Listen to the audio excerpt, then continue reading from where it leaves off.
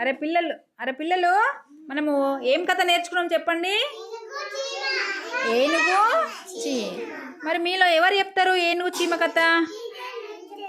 ఎవరు చెప్తారు? దీక్షిత్ బాబులే. అడవిలో ఒక ఏనుగు ఉండేదట.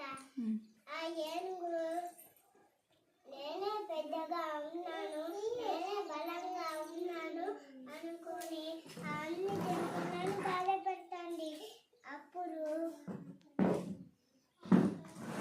ఆ బాధని జంతువులు భరిస్తున్నాయి, మరి భరించలేకపోతున్నాయి కదా.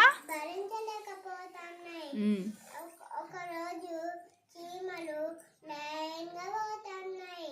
అప్పుడు ఎందుకు పోతున్నాయి మరి చీమలు లైన్లో? ఆహారం కోసం పోయినాయి. అప్పుడు ఏనుగు చూసింది, అబ్బా ఈ చీమలు లైన్గా పోతున్నాయి అనుకొని తొండంతో అప్పుడు ఏనుగు తొండంతో ఈ చీమల్ని ఎలాగైనా బాధ పెట్టాలి అనుకున్నది.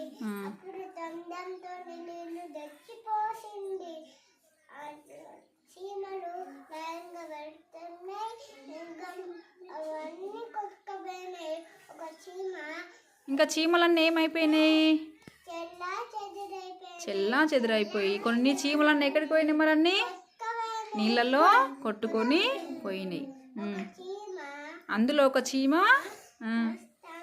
వచ్చి